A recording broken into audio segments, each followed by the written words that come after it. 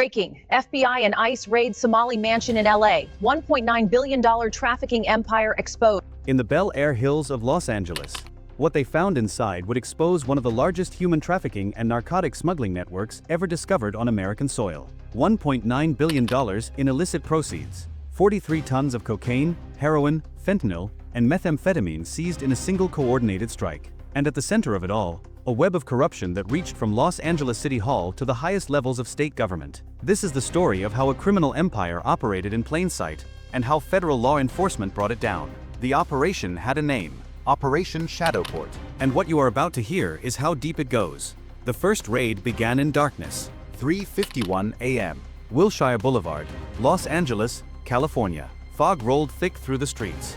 The kind of fog that swallows sound, makes a city feel smaller and more dangerous at once. Black SUVs moved without lights.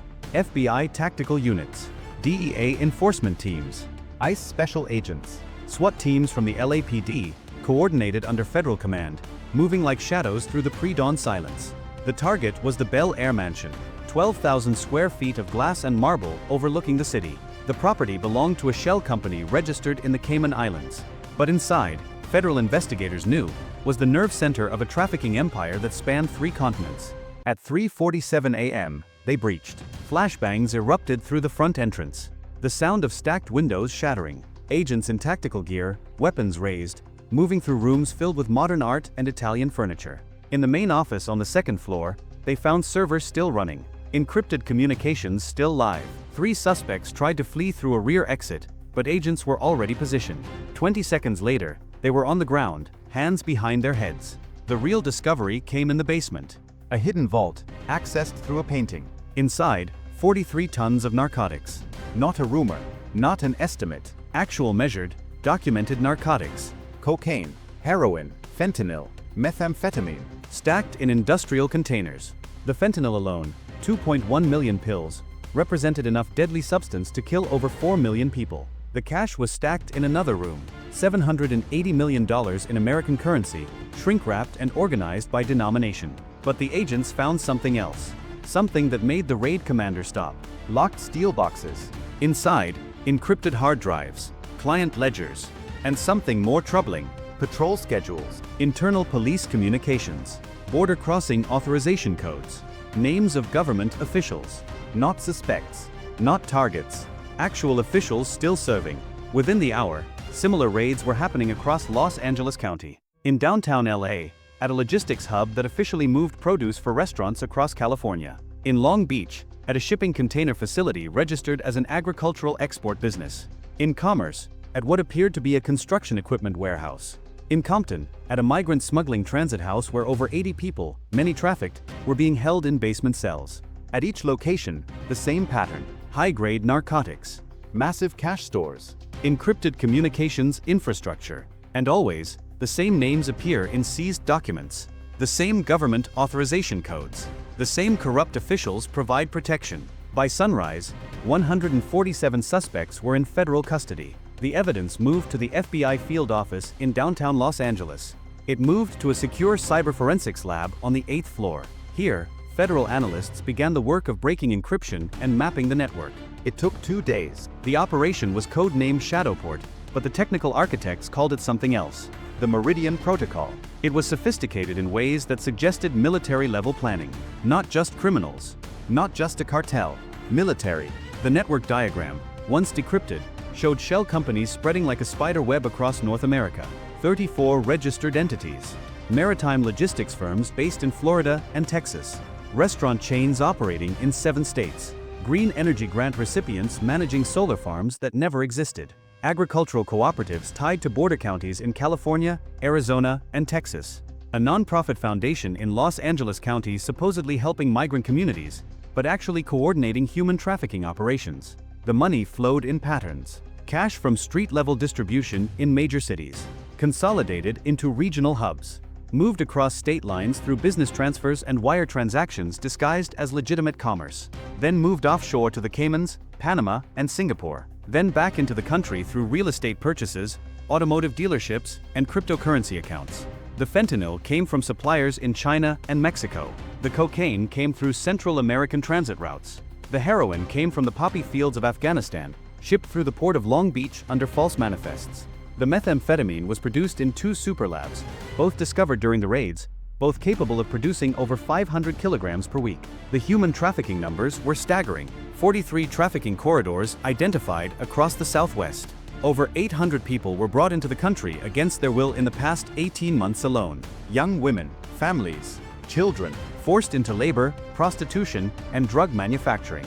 Many of them Somali, Ethiopian, and Eritrean nationals, trafficked through networks that exploited their desperation and cultural vulnerability.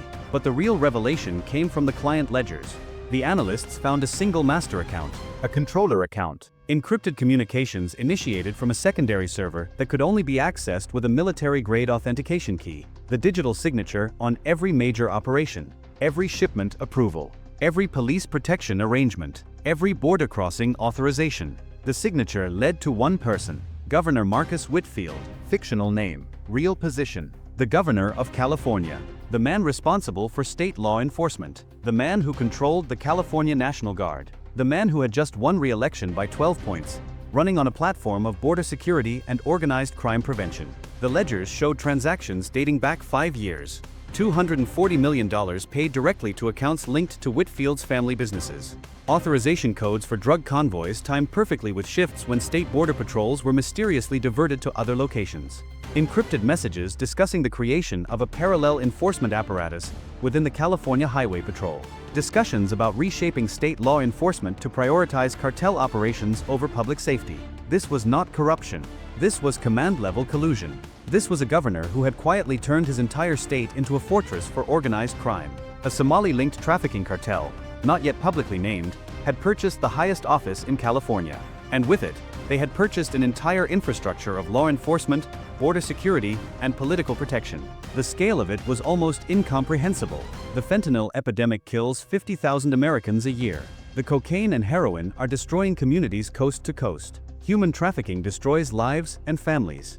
And behind all of it, orchestrated at the state executive level, was a single criminal empire. The evidence was overwhelming. The operation had just begun. The command center was activated at 5:14 a.m. the next morning. A converted National Guard facility in San Diego County. Across the walls, a digital map of California displayed 47 red markers.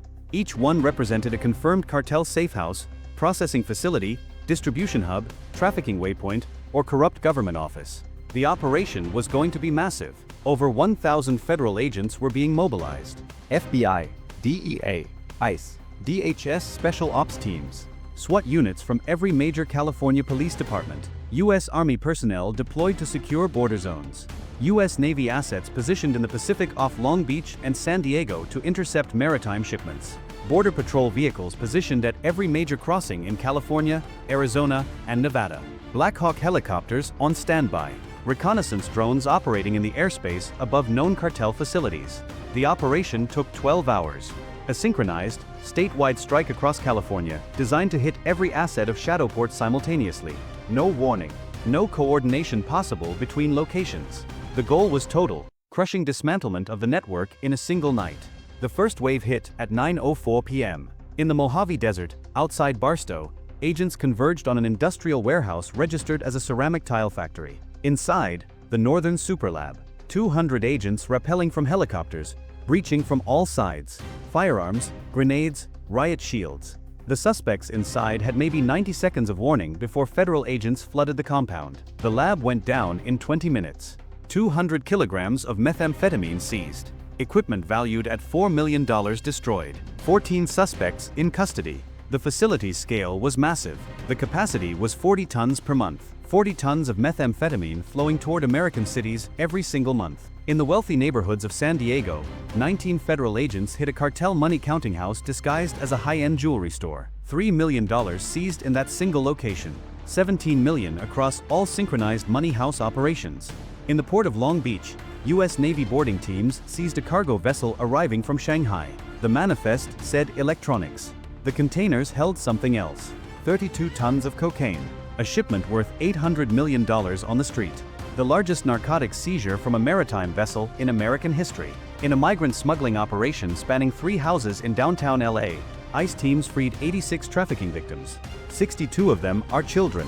Their stories were identical. Promised work, promised safety, Given debt they could never repay. forced into labor, forced into exploitation. The network that ran their hell had just been dismantled. In Fresno County, federal agents raided a command and control center where Shadowport coordinated regional operations.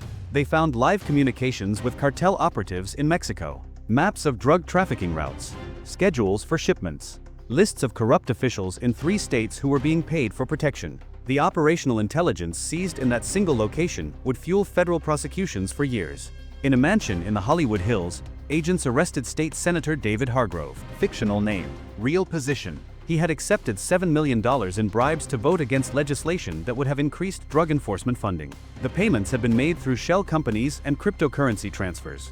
In downtown LA, at the offices of the Department of Justice, federal agents arrested Deputy Attorney General Sarah Merchant. Fictional name, real position. She had deliberately buried 17 investigations into Shadowport. She had tipped off cartel operatives when raids were being planned. She had ensured that cartel associates arrested by local police were released within hours. She had been receiving payments of $400,000 per month for 3 years. In a residential neighborhood in Anaheim, agents arrested Highway Patrol Captain James Donovan. Fictional name, real position. He had coordinated the diversion of Border Patrol units during scheduled cocaine shipments. He had altered patrol reports to conceal cartel activities. He had shared real-time police frequencies with cartel operations centers. He had been receiving payments of $600,000 annually. By 3:32 a.m., the operation was effectively over. The synchronized raids had struck across California. The underworld took more damage in 6 hours than it had sustained in the last 6 years. Over 900 suspects were arrested, 403 tons of narcotics seized, cocaine, heroin, fentanyl pills, methamphetamine. $1.9 billion in cash and assets seized. 17 government officials were arrested. 43 corruption conspirators in law enforcement arrested. 86 trafficking victims rescued. But the most significant arrest came at dawn. Governor Marcus Whitfield, in his office in the Capitol building in Sacramento, was arrested by federal agents at 6:47 a.m. The charges were read in front of his staff. Narcotics trafficking conspiracy. Conspiracy to distribute fentanyl across state lines. Human trafficking, money laundering, bribery, extortion. Operating a criminal enterprise. He was read his rights. He was placed in handcuffs. He was walked out of the governor's office by federal agents while camera crews recorded every second. The entire state watched as the man they had elected to protect them was led away as a criminal.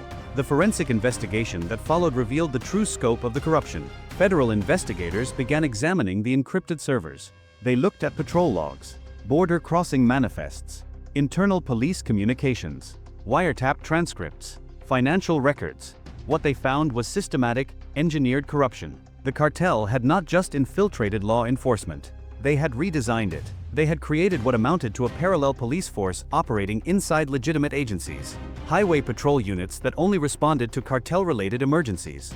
Border security agents who were paid to look away. State police supervisors who doctored incident reports. Federal agents who leaked intelligence. 47 law enforcement officers were ultimately arrested in connection with the conspiracy. Captains, lieutenants, sergeants, Border Patrol agent, DHS officers. Even 3 FBI field agents who had been corrupted over years and paid a combined $12 million to obstruct justice and protect cartel operations. The pattern was ruthless. The cartel identified ambitious officers with financial difficulties, gambling debts, custody battles, medical bills. They approached them with offers. $20,000 to ignore a shipment, $50,000 to alter a patrol schedule, $100,000 to provide advance warning of a raid. By the time the officer realized they were in too deep, they had already crossed the line from bribery to conspiracy. They had become part of the machine. One DEA agent named Robert Hayes, fictional name, broke under interrogation. He wept as he described how the cartel had slowly pulled him in. A $50,000 payment to look away from a warehouse in his first month. Then they had him. They had photographs. They had bank records. They had leverage. Over 3 years, Hayes had received $2.4 million from the cartel. In exchange, he had sabotaged 47 federal investigations. He had leaked the names of confidential informants. 2 of those informants had been killed by the cartel. Their blood was on Hayes' hands. He understood this. He confessed to everything. The honest officers felt betrayed. A Los Angeles Police Department detective named Maria Sanchez, fictional name, had been investigating Shadowport independently for 2 years. She had been stonewalled. Her requests for backup had been denied. Her evidence had been dismissed by supervisors. She had kept a personal journal documenting everything. When the federal takedown came, investigators read her journal. Every roadblock she had hit was now explained. The supervisors denying her backup were corrupted. The evidence she had submitted had been buried by compromised prosecutors. The system she had trusted had been turned against her. She stood in the FBI office during the investigation and said, "I was fighting my own department. I was fighting the system I swore to protect. And I didn't even know it." Her statement was powerful. It reflected a larger truth. When law enforcement agencies are infiltrated by organized crime, honest officers become unwitting enemies of their own institutions. The badge loses meaning. The system inverts. But the investigation also showed something else. When exposed, the system can begin to heal. The corruption had to be rooted out completely. Every compromised officer fired. Every corrupt prosecutor disbarred. Every contaminated investigation reopened. The entire structure of California state law enforcement would need to be rebuilt from the ground up. But it could be rebuilt. Truth, once revealed, has power. But the investigation expanded further. What federal analysts discovered was that Shadowport was not just a California operation. The network extended across state lines. Interstate, international. The web of shell companies, once fully mapped, showed operations in Texas, Arizona, Nevada, Washington State. And the routes connected to something larger still. The Somali cartel behind Shadowport had engineered a continental trafficking corridor. The organization was called the Meridian Collective, a name they had chosen to reference lines of global commerce. They had essentially created an alternative supply chain for narcotics and human trafficking that ran parallel to legitimate commerce. The mechanics were sophisticated. Cocaine from Colombia and Peru was shipped through Central American routes to Mexico. In Mexico, it was transferred to truck convoys operated by fictitious logistics companies. These convoys entered the United States through border crossings in Texas, Arizona, and California. At each crossing, they passed through checkpoints where corrupt border agents were stationed. Not every agent was corrupt, but enough were. Enough to create gaps in the security grid. Once inside the United States, the cocaine moved through interstate trucking networks. The trucks carried false manifests. They claimed to transport agricultural products, construction materials, and automotive parts. The actual cargo was hidden in compartments. False walls. Modified fuel tanks. When the convoys passed through way stations, corrupt state police would radio ahead. Warnings about inspection schedules. Notifications when legitimate inspection teams were scheduled. The convoys would be diverted. They would take back roads. They would wait for shifts to change. The heroin followed similar routes, coming from Afghan suppliers through Turkish and Iranian networks, shipped through Russia and Eastern Europe, arriving at West Coast ports where corrupt shipping officials would facilitate customs clearance. The fentanyl was different, deadlier. It came from chemical suppliers in China and Mexico. It was synthesized in the 2 superlabs discovered during the raids, and in 5 other facilities that subsequent investigation revealed were operating in Arizona, Nevada, and Southern California. The fentanyl was pressed into counterfeit pills. Oxy, Xanax, Vicodin. Medications that people trusted. The fake pills were distributed through street-level networks in every major American city. Human trafficking followed migrant routes. Desperate people from Somalia, Ethiopia, Sudan, and Eritrea were targeted. They were promised an opportunity. They were transported through Mexico. They entered through the same corrupt border checkpoints as the narcotics. And they entered directly into modern slavery. The scale was staggering. The Meridian Collective was moving an estimated 40 tons of fentanyl per month into American cities. 100 tons of cocaine per month. 20 tons of heroin per month. The narcotic seizures during the Shadowport takedown represented maybe 1 month's production. The criminal enterprise was that massive, and Governor Whitfield's role was clear. He had not just protected California operations. He had integrated California into a continental network. He had used his authority to smooth the borders, to reduce inspections, to ensure that the corridor remained open. He had transformed California into the hub of the Meridian Collective's American operations. The final piece of evidence came from a laptop recovered in the Bel Air mansion. Whitfield's personal communications. Encrypted, but eventually broken. The messages spelled out his ambitions. He had become the cartel's political arm. He had been planning to use his position to reshape state legislation, to prevent the expansion of law enforcement agencies, to defund drug enforcement units, to ensure that no investigation could ever threaten the network. There was a message, dated just 6 weeks before his arrest. He had written, "Once we secure the second term, the state becomes permanent. No investigation survives the next administration. The system belongs to us." He had already won his second term. He was about to take full control. The federal investigation had stopped it, but only barely. 6 weeks more, and the opportunity to dismantle Shadowport might have been gone forever. The trial of Marcus Whitfield lasted 4 months. Federal court in Sacramento. The evidence was overwhelming. Bank records, intercepted communications, testimony from DEA agent Hayes, who had agreed to a plea deal in exchange for full cooperation, testimony from corrupt police officers who, facing decades in prison, had chosen to testify against their co-conspirators.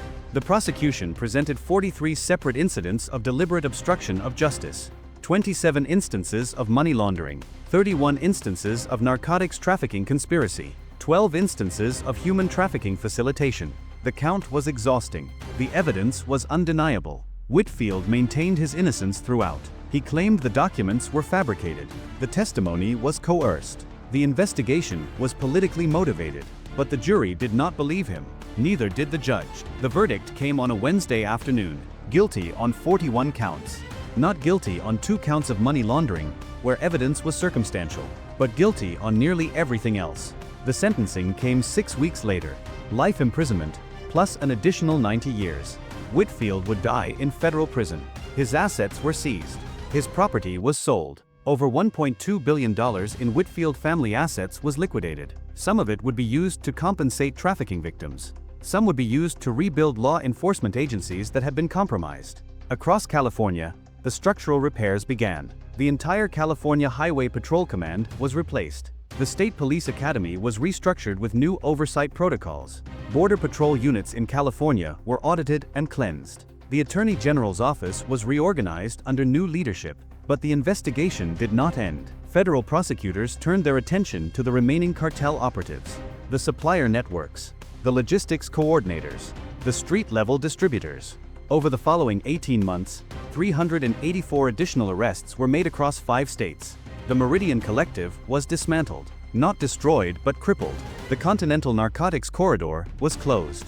The sophisticated smuggling routes were shut down. The human trafficking operations were exposed and destroyed. 86 trafficking victims were provided services and legal pathways to citizenship if they chose it. Families were reunited. Lives were saved from slavery. The message sent was clear. Organized crime could operate in the shadows. But when federal law enforcement united, when agencies coordinated, when corruption was exposed, the darkness could be illuminated. The network could be destroyed. But what remains is a question.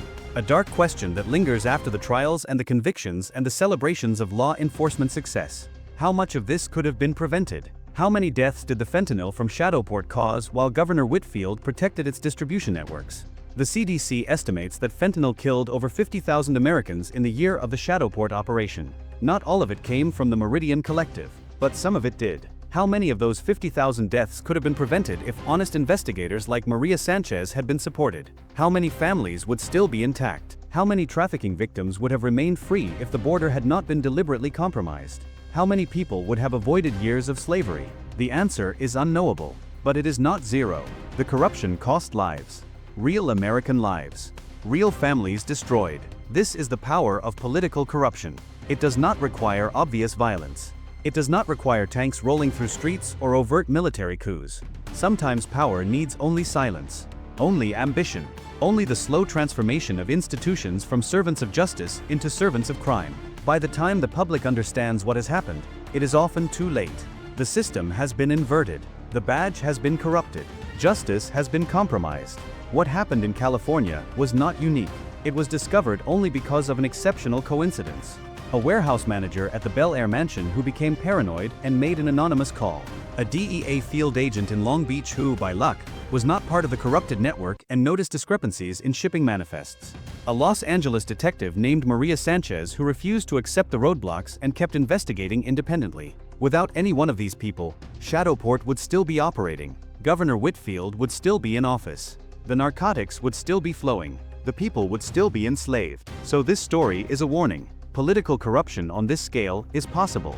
It is possible for organized crime to purchase an entire state government.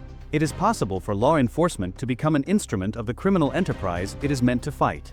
It is possible for the system to be inverted without the public understanding what is happening. But it is also a story of hope.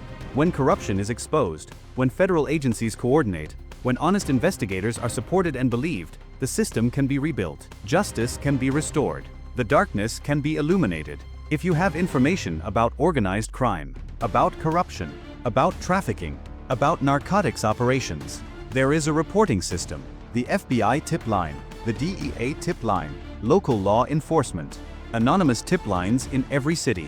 Information matters. One call from one person who is willing to break silence has the power to unravel an empire. This story is fictional. The characters are invented. The operation code name was fictional, but the patterns are real. The threat is real. The potential for corruption is real. This is Operation Shadowport, a fictional dramatization inspired by real issues of trafficking, corruption, and the constant battle between organized crime and federal law enforcement. If you are still watching, if this story resonated with you, please share it. Tell others. Comment below. Help us bring the truth about how deep these networks go to a wider audience.